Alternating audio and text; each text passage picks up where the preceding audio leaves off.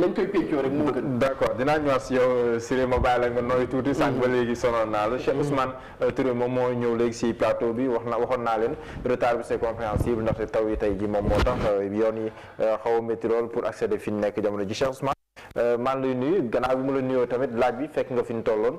mooy d'abord résultat provisoire yi nga xam te ni commission nationale de recensement des votes becc na ko. ak suspicion yi nga xam te ni waa Yewwi Askan Wi am nañ ko ba sax foofu xaatimuñu procès verbal bi. ak tamit la nga xalaat ne moom moo si am si ay protestation. waaw d'abord maa ngi nuyoo. di jiital ci nuyu bi yow en personne. di nuyu doyen Siré di nuyu téléspectateurs yi ñuy saan ñëpp. di jégalu ci retard bi.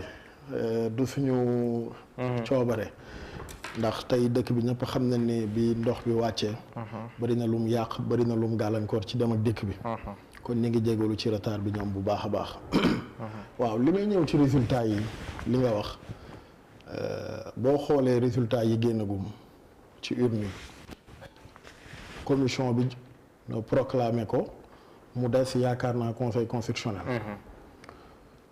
jàngat yi ñu ci mën a def bëri na bokk na ci défaite bi ma jàpp ni Benno Bokk Yaakaar am na ko ak it victoire symbolique bu ma jàpp ni l'opposition de manière générale am na ko li tax ma jàpp ni Benno Bokk Yaakaar daf ci am défaite bëri na bokk na ci jóge ci 120 et quelques 125 députés régressé ba 82 82 boo xam ni dañ la ci pointe du doigt sax na la da nga def fraude donte fraude bi c'est pas encore matérialisé opposition bi tegaguñu lu leer naa ñu loo xam ne mën nga ni lii mooy fraude bi suspicion lañ ci am donc bu jógee ci 120 et quelque amoon majorité absolue rétrécir ba 82 loolu défaitam la ci coalition boo xam ne bientôt 12 ans au pouvoir loolu défaite la beneen angle bi mooy su fekkee ni ñoom dañ dem élection Sénégal nekk dëkk boo xam ne dañuy wax ni 95% de musulmans la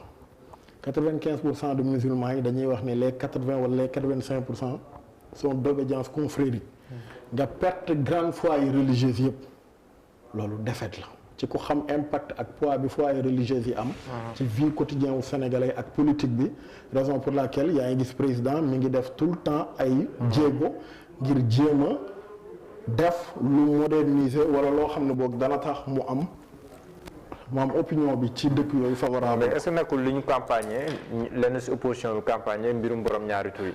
waaw loolu joué na ci mais am na tam leneen beneen facteur loolu joué na ci te loolu erreur la woon ci parti au pouvoir bañ a nangu clarifier moom position am ci mbir moomu muy borom ñaari tur yi donc nga perte foyer religieuse yu mag yi ci dëkk bi perte grande ville yi.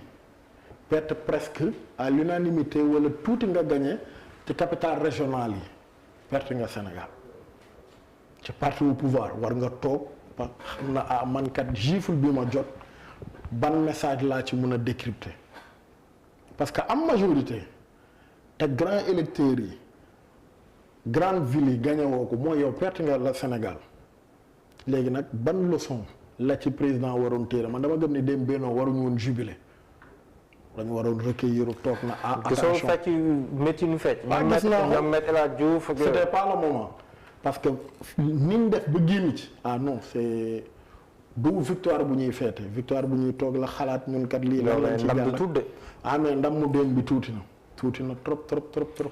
c'est ce que les Grecs appellent une victoire à la Pyrrhus.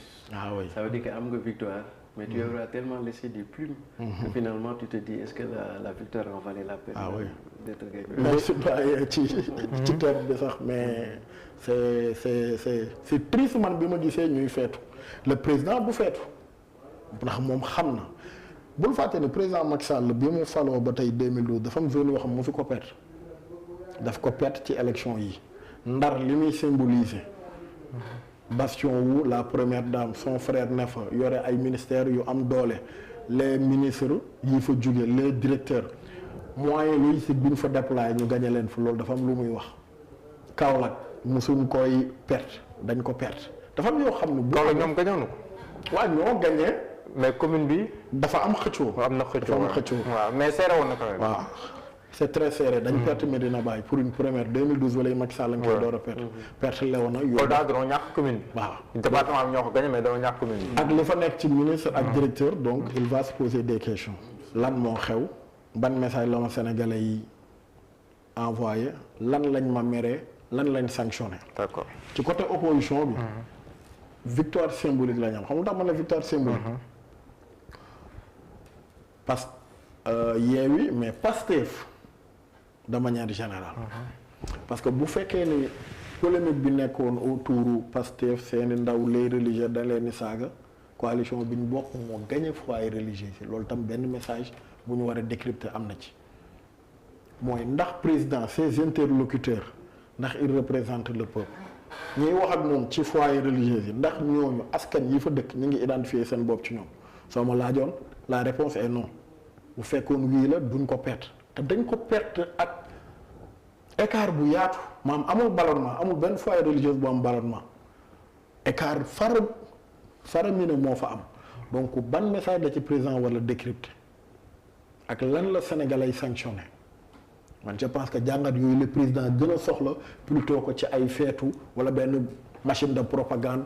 génn mais lan moo tax nga ne Pastef Yewwi Askan Wi ay parti waaw Yewwi lan moo tax particulièrement nga soo gisee ma ne Pastef ci foyer religieux yi non de manière générale Yewwi ñoo am victoire wala l'opposition même toute l'opposition. wala nga bokk si ñi di askanale victoire bi Yewwi am. wala pese bi Yewwi def Ousmane Sonko. non man defuma analyse boobu juste que su fekkee ni biir Yewwi Askan Wi locomotive bi c'est Pastef le leader de Pastef ñu di ko joxoñ ñenn ñi di ko joxoñ na mooy saagaloo xale yi kilifa diine yi. xale yooyu noonu ñuy wax ne ñoo leen saagaloo kilifa diine yi nekk ay militants. avéré ou pas ñu dem élection coalition bi mu bokk gagné largement foyer religieux yooyu loolu dafa am lu muy wone mooy que ndaw yi dëkk ci foyer religieux yi identifié nañ seen bopp ci discours Ousmane Sonko. loolu kilifa diine yi na foofu di porteur de message di def ay xutba di def ay prêche am na lu ñu ci war a jàngat ñoom tam. d'accord.